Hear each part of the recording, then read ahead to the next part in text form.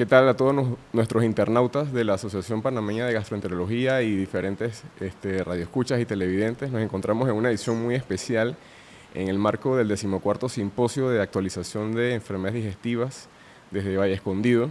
En esta ocasión, la Asociación Panameña de Gastroenterología ha querido hacer algo muy especial con distinguidos doctores que a través de su trayectoria pues, han sido muy reconocidos en nuestro país. Y contamos en este momento con la presencia del doctor José Rogelio Méndez, médico gastroenterólogo panameño. Bienvenido, doctor. Gracias. Y bueno, doctor, queremos a través de estos pequeños minutos conocer un poco más de usted y quisiera conocer qué fue lo que lo motivó, pues, dentro de la medicina, a escoger la gastroenterología. ¿Qué fue lo que lo impulsó? Sí, gracias, doctor De Luca, por esta oportunidad con motivo de este simposio. Sí, en realidad la historia viene familiar. Yo vengo de una familia de educadores. Mi tío abuelo, el doctor Gustavo Méndez Pereira, fue decano de la Facultad de Medicina, con quien tuve oportunidad de compartir durante mi adolescencia, y siempre me impresionó que él decía que hay que saber medicina interna. Medicina interna es la que evalúa todo el sistema del ser humano, ¿no? Después me motivé hacia la gastroenterología porque me gustaba en parte la cirugía, y la gastroenterología te ofrece la clínica de la medicina interna combinada con la evaluación endoscópica que te permite mirar dentro en el interior del cuerpo y quitar pólipos, cauterizar úlceras y hacer tratamientos endoscópicos que antes solo eran privativos del cirujano con un método abierto.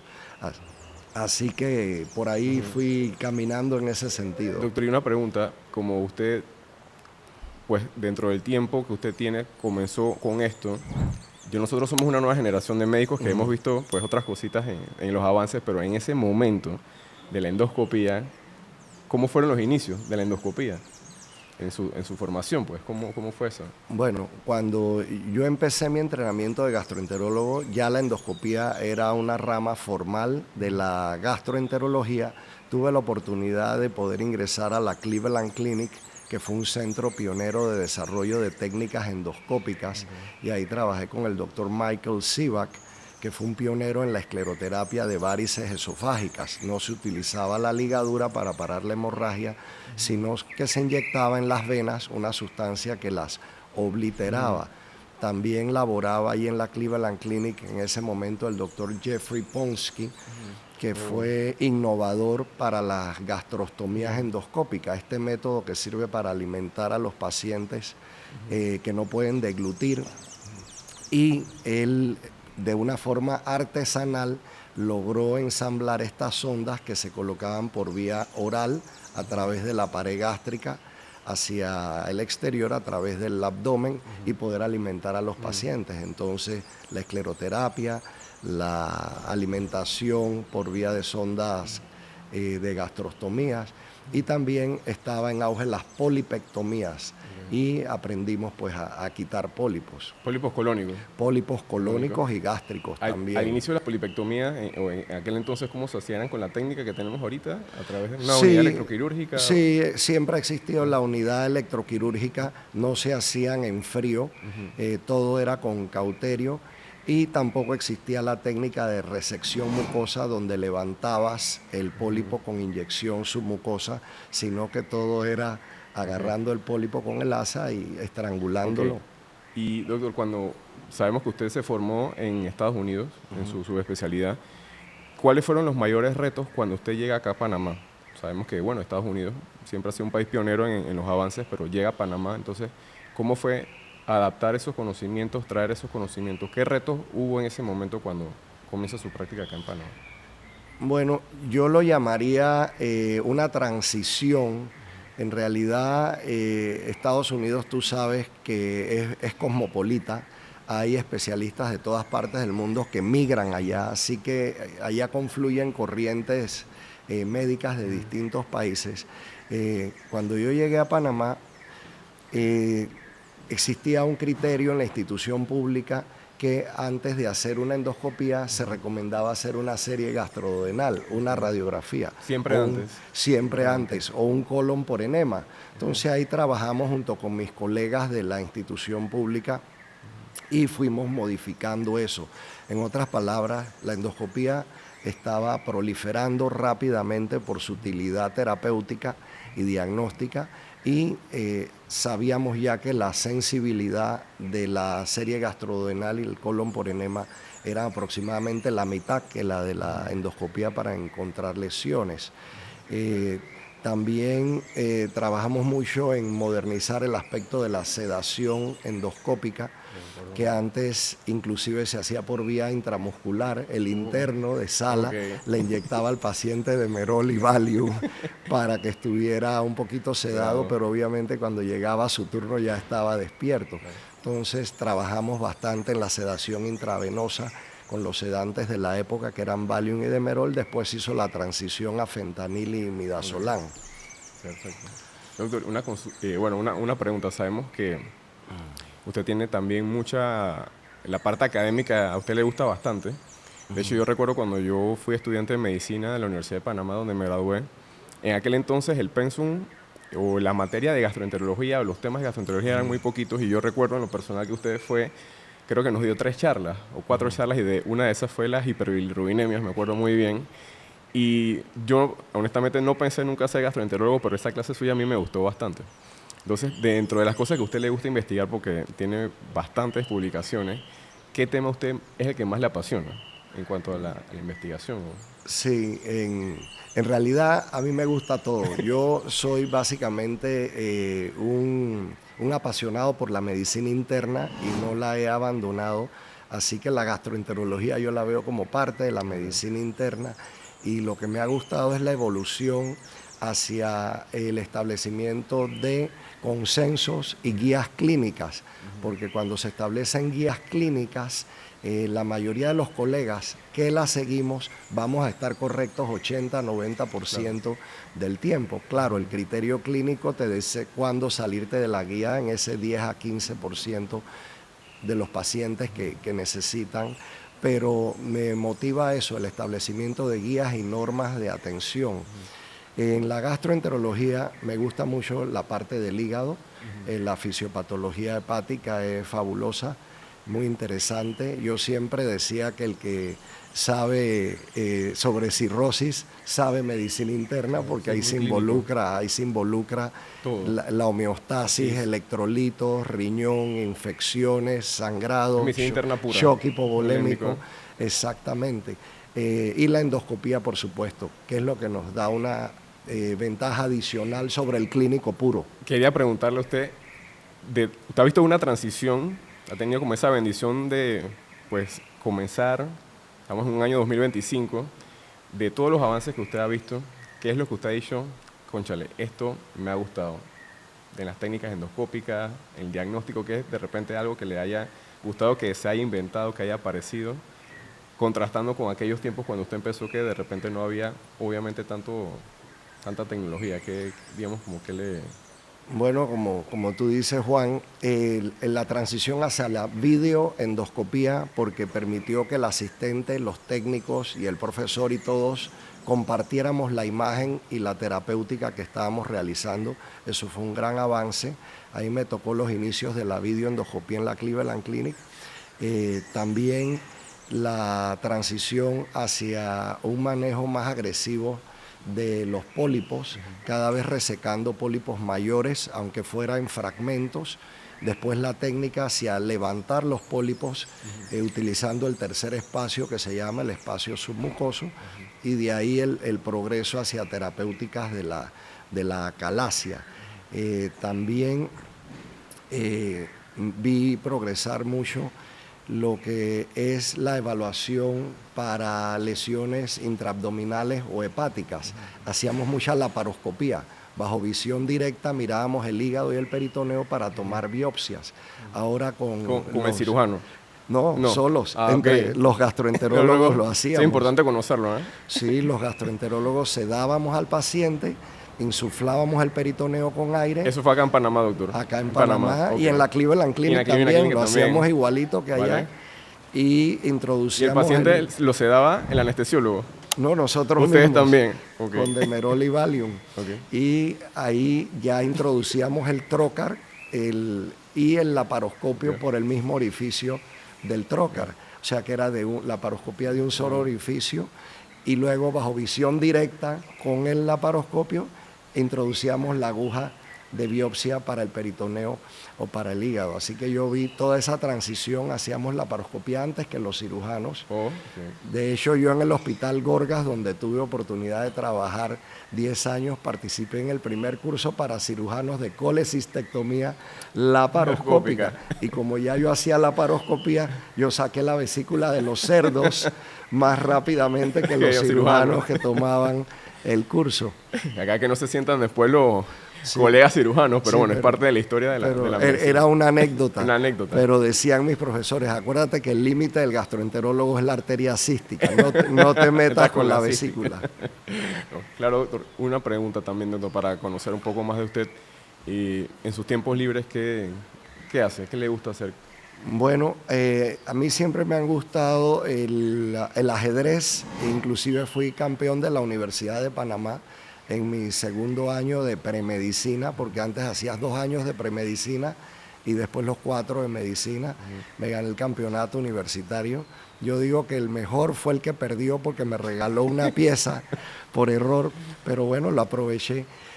También me gustaba el tenis, lo dejé hace unos años, pero me involucré en un deporte que me apasiona, que es el remo sobre tabla. En inglés se llama stand-up paddleboard, y se rema parado como si estuviera surfeando, y a lo largo del causeway, que te ofrece una barrera natural contra las olas. Se le iba a preguntar, ¿a dónde lo practica? Ahí en el causeway, en para la que playita, otros colegas se animen. En la playita de Amador, y es un deporte que no tiene edades, no te fracturas, no te rompes el manguito rotador, ni los ligamentos cruzados, porque no hay impacto, y si te caes en el agua. Siempre me preguntan que si hay que saber nada, no me imagino, ¿no? Que si hay tiburones o lagartos. O lagartos, sí. Yo no he visto ninguno, pero los tenga debe cuidado, haber. Doctor, tenga cuidado. Los debe haber. Recientemente se avistaron delfines por ahí, pero es un deporte que depende de la energía que tú le pongas. A mí me llama la atención que, bueno, el doctor muy apasionado de la medicina interna, a veces en el grupo nos llega un mensaje a las 11 de la noche de un sábado de un artículo. ¿Cómo hace el doctor cómo distribuye su tiempo entre la parte académica, la familia? ¿Cómo ha logrado por mantener ese equilibrio de...? Bueno, la verdad es que eso es un regalo de Dios. Yo tengo una familia numerosa. Nosotros somos 3 hermanos, una hermana y 2 varones, pero mi esposa y yo, Marta, tenemos 5 hijos, van seguiditos. 3 nacieron en Estados Unidos y 2 nacieron después que regresamos a Panamá. Tenemos 12 nietos. Oh, wow. Y eso nos mantiene bien entretenidas también. Los domingos nos reunimos familiarmente en mi casa todos los domingos, y la docencia hoy en día es mucho más ágil y rápida que antes. ¿Te acuerdas? Antes había que ir a buscar a la biblioteca la revista, leer, subrayar, sacarle fotocopias. Ahora digitalmente, constantemente yo me estoy actualizando con el New England Journal, con los anales de medicina interna, con Up to Date, y hay muchos websites, y ahora está también ChatGPT, que es un consultor permanente. Y yo creo que todos lo debemos aprovechar porque es una forma constante de actualización. Y yo comparto en el chat de la sociedad más que todo para incentivar y buscar la retroalimentación docente, ¿no?, de los colegas más jóvenes. Claro.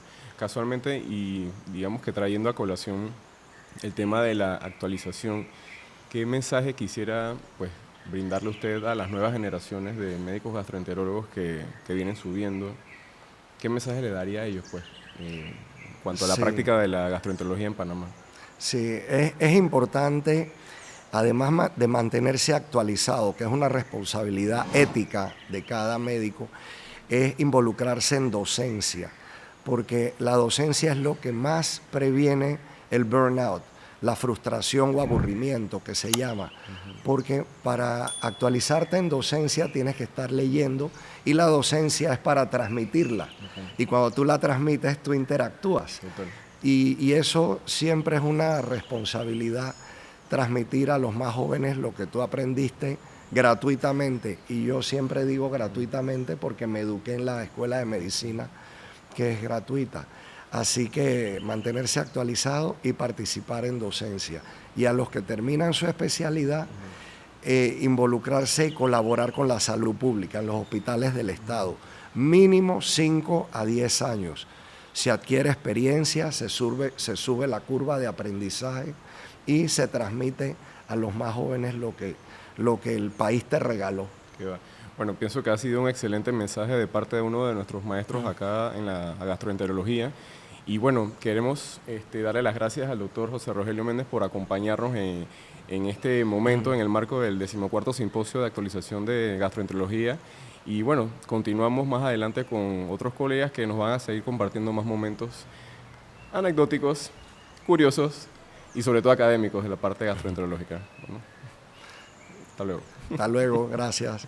Gracias, Juan, muy amable. Bueno, continuamos con otro de nuestros panelistas. En esta ocasión nos encontramos con el doctor Luis Lambraño, reconocido médico gastroenterólogo de Panamá. Y bueno, queremos compartir con ustedes, nuestros internautas, radioescuchas o televidentes, anécdotas y conocer un poco más de doctor Luis Lambraño. Bienvenido, doctor Luis. Muchas gracias. ¿Cómo se siente? Excelente. Perfecto. Bueno, el doctor Luis también, me voy a tomar unos breves minutos, también fue uno de mis mentores, fue una de las personas que de hecho me ayudó a poder iniciar mi formación académica. Y bueno, conociendo un poquito de doctor Luis Lambraño, bueno, háblenos un poco, doctor, de su formación académica en la gastroenterología. Bueno, la básica pues la Universidad de Panamá, medicina, y luego entonces internados en el Santo Tomás primero, en el Nicolás Solano en el segundo año. Seguimos con la residencia de medicina interna en el Hospital Santo Tomás, que tú también hiciste allí, creo.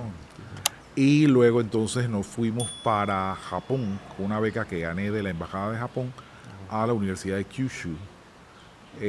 Hicimos ahí entonces el fellow de gastroenterología, que incluía obviamente, porque es un solo plan, lo que es la endoscopía. Okay. ¿En qué año fue su formación en Japón, doctor? Mi formación en Japón fue desde el 1982 a 1985. Wow. Bueno, definitivamente que el cambio, idioma, cultura, ¿cómo representó eso en usted ese reto, no? Bueno, es muy interesante realmente. Es una cultura diferente, pero al principio le encontrábamos muchas diferencias con la nuestra. Sin embargo, al correr del tiempo le encontrábamos muchas similitudes, ¿no? Es decir, que mientras más estaba allí, más parecidos a ellos nos veíamos, ¿no?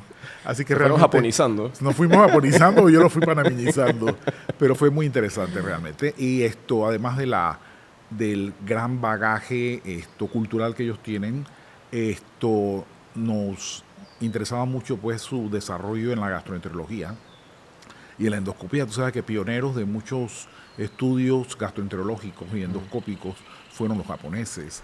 Así que además que hacen grandes cantidades, vamos a decir así, de estudios y de muy buena calidad, porque ellos tienen la detección temprana del cáncer, porque tienen mucho cáncer gástrico, y esas técnicas pues las quería aprender. En aquel entonces, doctor, la endoscopía, ¿cómo se realizaba?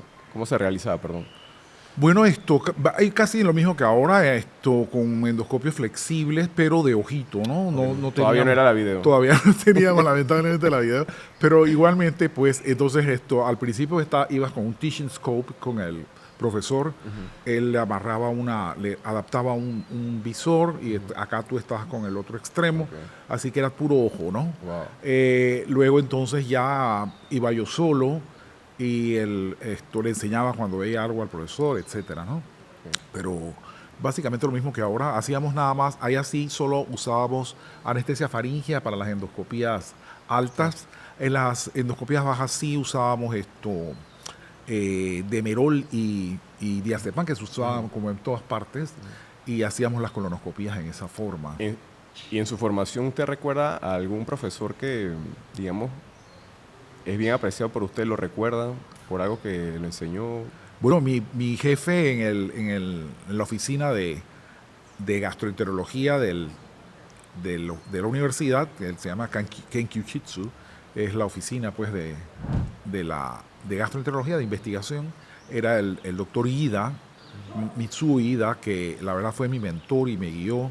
Al final, hasta cuando ya yo estaba casi formado, me llevaba a sus estudios en hospitales privados en la periferia de la ciudad y obviamente esto nos pagaba, así que era como un extra.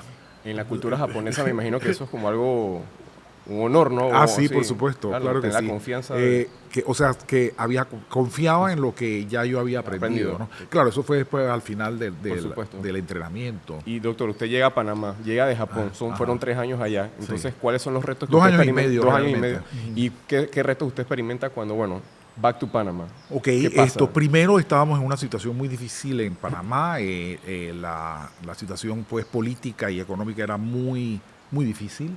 Estábamos en plena dictadura y para que me nombraran llegando fue muy duro porque no estaban nombrando, no había dinero en el país, vamos a decir. Así que esa fue una de las primeras cuestiones. A mí me nombraron al final, ya finalizando en el 1985 en el Hospital Santo Tomás, después de haber caminado y ido al ministerio, ido a la dirección médica del hospital, etcétera, me nombraron. Pero sin embargo, antes de eso, unos 3-4 meses que estuve sin el trabajo pues de la institución. Nosotros estábamos haciendo turnos, por ejemplo, en el complejo del Seguro Social, que nunca había trabajado en el complejo. Así que ni me conocían ni nada, pero tuve que llegar ahí, imponer mi cuestión y la verdad que me fue bien. Yo, bueno, a través de la trayectoria del doctor, algo que siempre he admirado, que sé que ejerce la medicina privada, pero la pública la ejerció por mucho tiempo. Ah, sí. Y el grado de experiencia que uno siempre adquiere a nivel público es bastante. Entre la medicina privada y pública, que, digamos, la medicina pública, ¿qué ha representado para usted? Bueno, la verdad que esto es un reto muy grande, muy interesante y implica cosas diferentes de la medicina privada. La medicina privada aquí en Panamá no la ejercemos casi ninguno en grupo. Acá tenemos entonces un grupo del pares que compartimos entonces casos, compartimos experiencias, hacemos docencia en común, ¿verdad? Y acá es más de individual, exacto. Y además que te enseña mucho, bueno, yo fui también administrativo en parte y hicimos, eso es una escuela, tuvimos que hacer cursos de posgrado en la universidad para aprender a manejar hospitales, por ejemplo. Gestión hospitalaria. Gestión hospitalaria y esto es una experiencia tremenda, ¿no? Doctor, y una consulta, algo que quisiéramos saber, cuando comenzó la videoendoscopía en Panamá, ¿eso por qué año aproximadamente? Bueno, mira, nosotros llegamos en el 85, del 85 al 89 que vino la invasión, en el 90, cuando ya se había restablecido la situación democrática en Panamá, pues muchos países querían ayudar al país y nosotros aprovechamos y nos presentamos en la embajada de Japón y a JICA, que es la agencia de cooperación japonesa, le solicitamos pues que nos donara equipo endoscópico, que ya estaba pues la videoendoscopía y nos llegó aproximadamente a finales del 90, no recuerdo si al principio del 91, la primera torre de videoendoscopía Olympus que se instaló en Panamá y la tuvimos en el Santo Tomás. Ah, bueno. Chévere. ¿Y qué representó entonces ese cambio para la endoscopía en Panamá y en usted, ¿no? Comparando la parte donde usted hacía una endoscopía, pues, bueno, ya viendo una imagen en una pantalla, ¿cómo fue ese? El ojo ya no se me hinchaba. No, era una experiencia diferente, pues teníamos una imagen más amplia. Todo el mundo veía la endoscopía. Por supuesto. O sea, la asistente, la enfermera. La gente le creía lo que veía. Exactamente. Entonces era mucho más compartida, vamos a decir. Pues, y más fácil la docencia también. De los avances que ha habido en la parte endoscópica, ¿qué es lo que usted dice? Ey, esto es chévere, esto me ha encantado. ¿Te ha visto una transición en la endoscopia? Y esta pregunta creo que va para todo lo que se siente en esa silla. A mí me gustó mucho pues que nosotros hicimos lo básico en CEPRE, en Japón, y cuando llegamos aquí logramos comprar pues un duodenoscopio y empezamos a hacer diferentes terapéuticas. Y eso fue lo que nos entusiasmó mucho porque se ofrecían alternativas a la cirugía, ¿verdad? Y buenas evoluciones a los pacientes sin tantas complicaciones. Y la verdad que el desarrollo de la CEPRA a través de los años ha sido tremendo, ¿no? Y ahora entonces ya se hacen coledoscopías con láser y resonancia para romper entonces también tratamientos de tumores, etcétera. O sea, que el campo se ha desarrollado tremendamente. Esa parte de vías biliares le ha gustado bastante. Me ha gustado mucho vías biliares. Perfecto. Doctor, una pregunta, ya conociendo un poco más de usted. ¿Algún paciente para usted representó algún reto en toda la cantidad de pacientes que usted ha visto en el transcurso de su vida? ¿Algún caso que usted pues le haya quedado alguna enseñanza, le haya marcado en algo?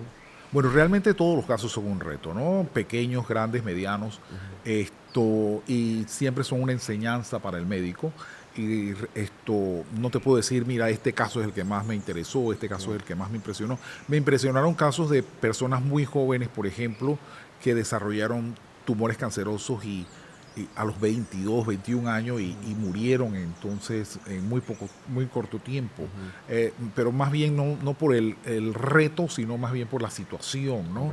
De una persona tan joven que haya tenido este desenlace. Y es nosotros a nivel público eso todavía lo vemos, ¿no? La frecuencia de cánceres agresivos, sobre todo gástricos en Panamá, y bueno, donde yo practico la medicina pública, en el Hospital Santo Tomás, sí hemos visto cada vez más casos de gente joven, ¿no? Así es. Sí, sí. Y es un reto diagnóstico, sobre todo que ojalá pudiéramos nosotros ir por delante de la detección temprana, ¿no? Como Correcto. Japón, ¿no? Así, eso es lo importante.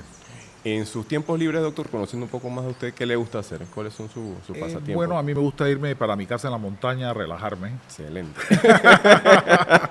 Y poner el celular en modo avión. Sí, poner el celular. No llega la señal, así que relajarme completamente, recargo baterías el fin de semana, por lo menos un día, y al llegar al lunes siguiente, pues estamos ya recargados y dispuestos a seguir dando todo lo que pueda. Salud mental, ¿no? Así es. Es importante. Así es. ¿Qué tema de la gastroenterología le apasiona? ¿Qué es algo que a usted le gusta leer? De todo, ¿no? Todo lo que tiene la gastroenterología, algo más que le fascine.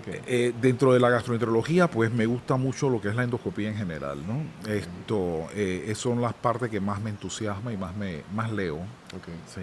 ¿Qué quisiera aprender en la parte endoscópica? Algo que, digamos, ahora hay en boga la inteligencia artificial, esto... Sí, casualmente, tú sabes que estoy haciendo unos mini cursos, vamos a decir así, de inteligencia artificial aplicada en gastroenterología y en endoscopía. Entonces, la Asociación Europea de Endoscopía tiene en todas sus gratis, tú entras y buscas ahí el cursito y te lo van por día o como uno pueda. Realmente entonces lo haces 15 minutos un día, 10 minutos, media hora otro día, y así entonces vamos conociendo y penetrando más, porque esto es lo que viene, no solo en gastroenterología, sino en todas las fases de la vida cotidiana de todos nosotros. Y hay que entenderla, hay que aprenderla, hay que desarrollarla, hay que aprovecharla. Claro, eso es el vivo ejemplo que el médico nunca deja de estudiar, ¿no? Y siempre que está actualizando. Así es. Si quisiera, doctor, darnos un mensaje a los médicos jóvenes que se están formando en la gastroenterología, viniendo de parte suya, ¿qué le gustaría a usted transmitirles a los muchachos, a los chicos que están en formación, como un consejo, ¿no? De una persona que ha visto una transición académica, tecnológica, para ellos, ¿qué mensaje quisiera usted? Bueno, que además de que estemos empapados en los avances y en la tecnología, que no perdamos la humanidad en la atención del paciente, que eso es lo básico.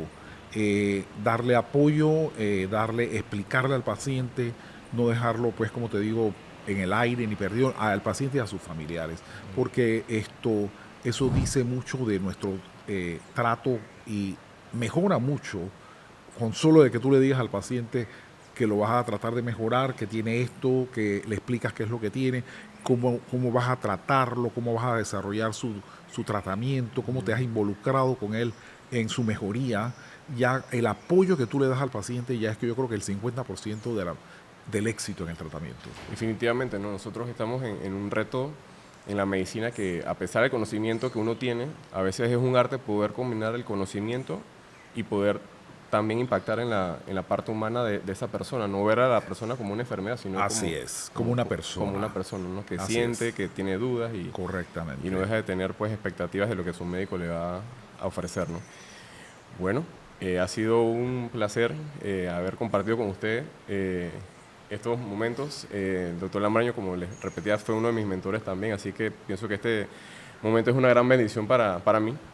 Y bueno, agradecerle, doctor, por su presencia aquí, haber compartido con nosotros estos minutos. Como no, gracias a Y ustedes. bueno, será en otro momento que seguiremos compartiendo más momentos, anécdotas con otros colegas también que han desempeñado su gastroenterología acá en nuestro país.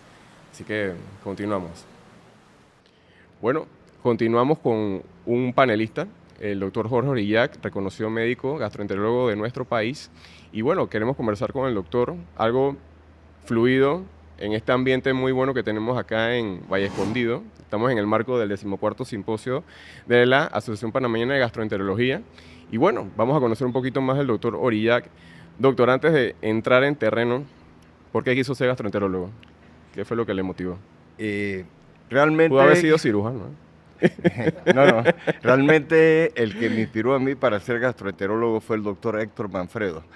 Era una persona muy ordenada, excelente clínico, con muy buenos principios, y en esa época también hubo una crisis de gastroenterólogos en la República de Panamá porque el doctor Ricardo Marciac se accidentó y había déficit de gastroenterólogo. Me hicieron la propuesta que si me interesaba esa especialidad, y realmente en ese momento estaba rotando en gastro y me había encantado, y tomé la decisión de que esa era la especialidad que yo quería hacer dentro de las subespecialidades de medicina interna. ¿Y dónde se forma como gastro, doctor?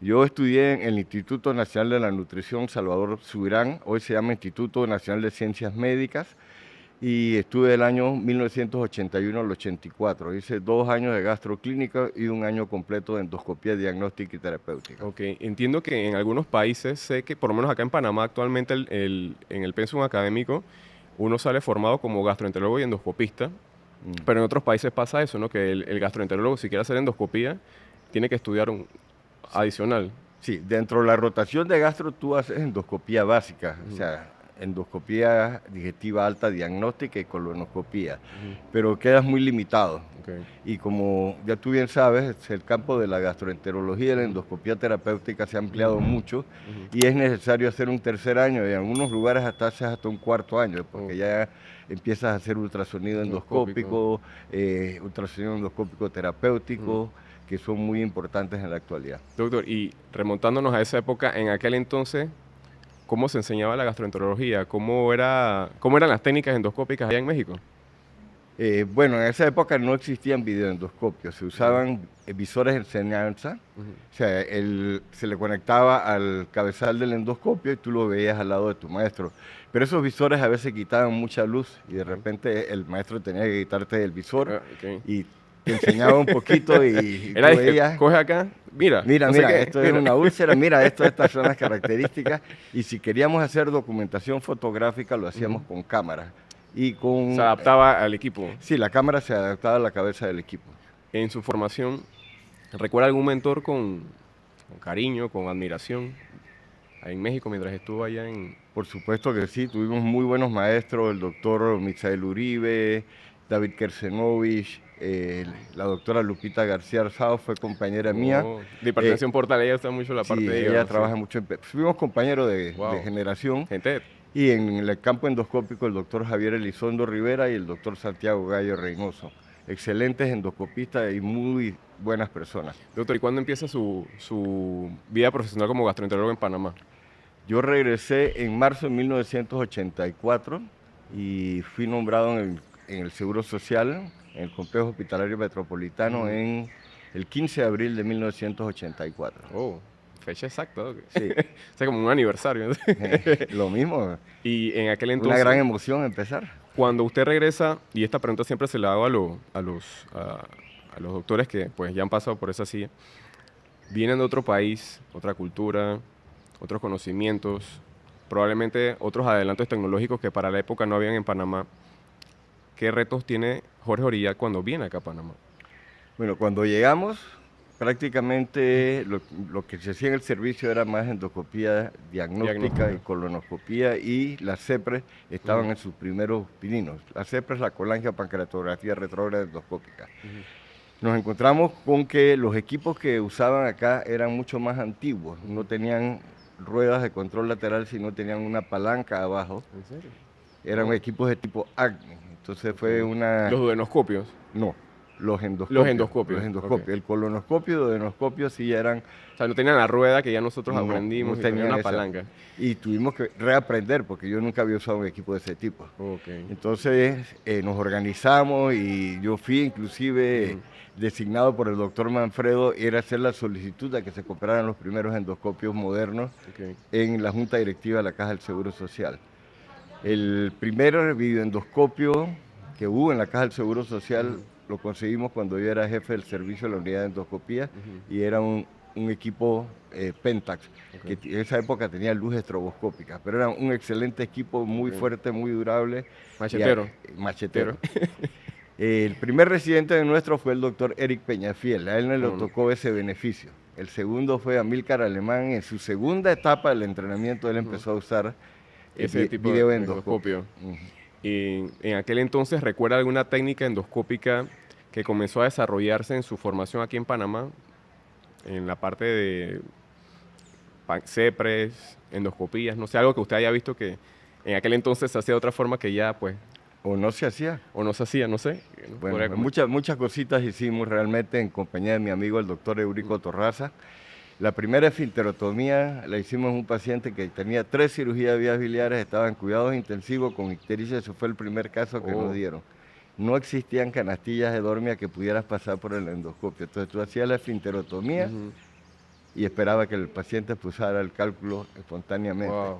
Y fue exitosa y ahí nos empezaron a ceder cada día ¿Y más. ese paciente en aquel entonces lo llevaron a una unidad de fluoroscopía? ¿Fue en la cama? ¿Cómo fue eso? No, se hizo en la unidad de Fluoroscopía. fluoroscopía del servicio de neurocirugía.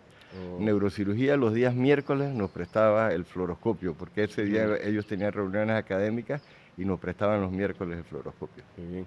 Doctor, y algo que, por lo menos, algo que yo siempre también le he preguntado a los colegas que ya tienen pues más años y más experiencia que las nuevas generaciones, ¿cómo ha visto usted el avance en la parte endoscópica? ¿Qué cosas usted ya ha visto que, o en el caso suyo en lo personal, qué le ha gustado? ¿Qué adelanto usted ha notado desde el punto de vista de la endoscopía, no de la gastro, sino de la endoscopía que ya le ha facilitado la vida, que algo, no sé, en especial que...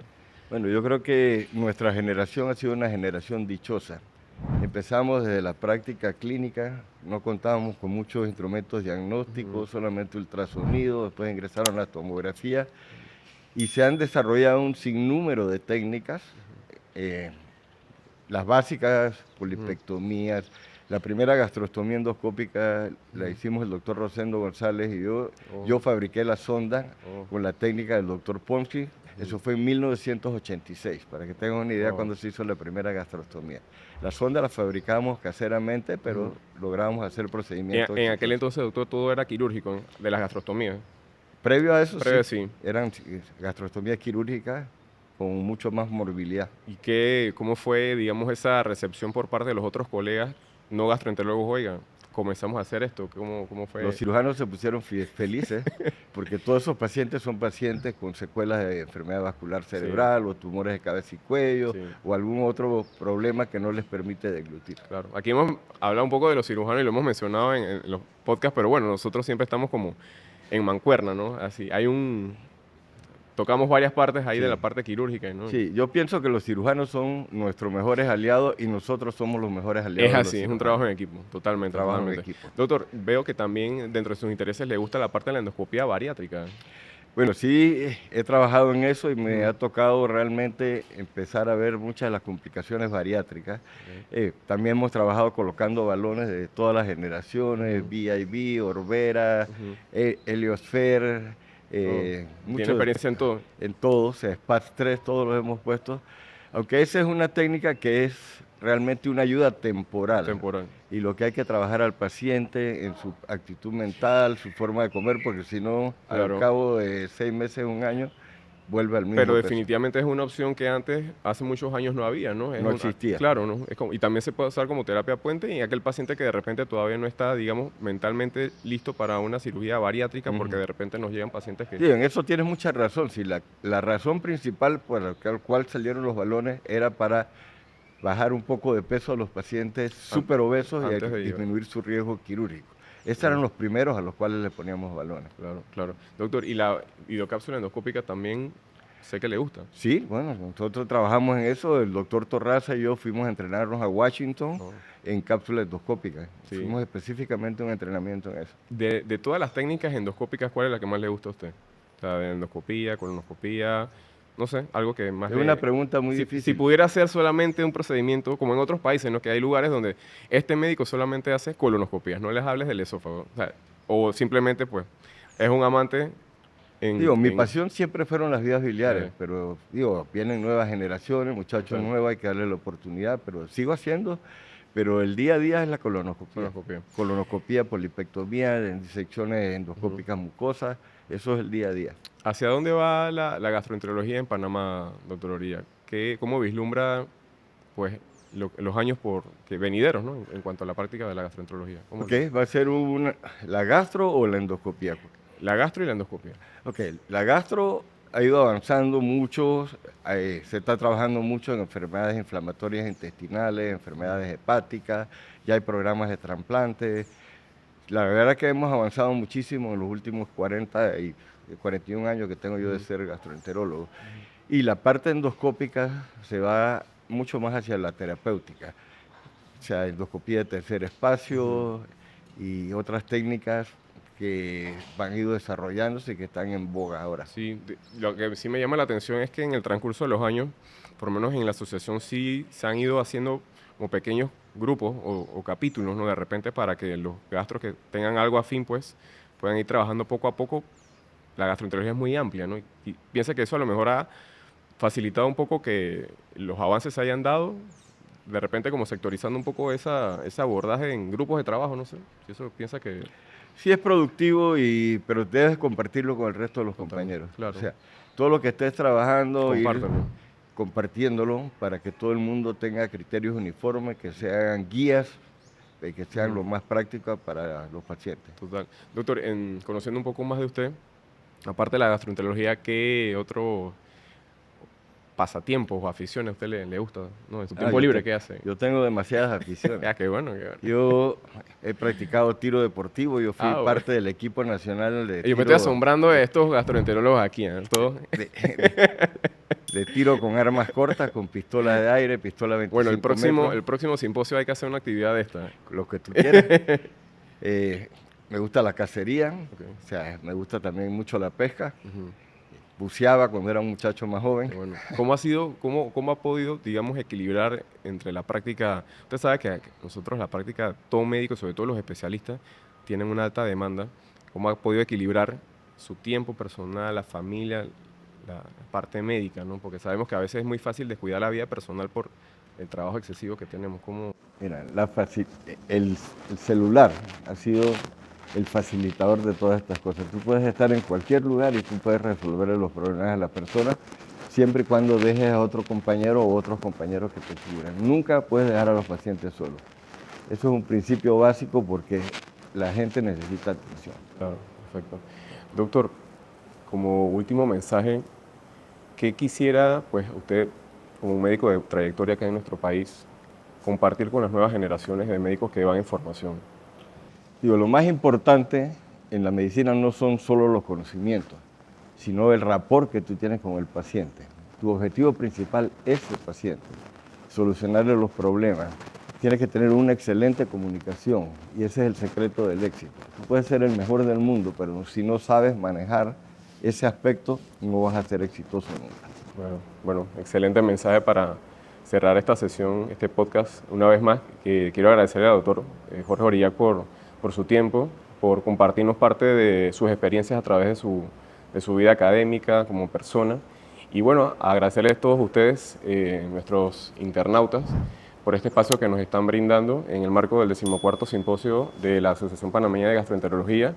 Y bueno, esperemos que esto no sea la última vez que este tipo de actividades se puedan llevar a cabo para conocer un poco más de nuestros colegas que ya tienen mucha experiencia en la práctica de la gastroenterología en Panamá. Y bueno, será hasta otro momento y nos despedimos. Muchas gracias.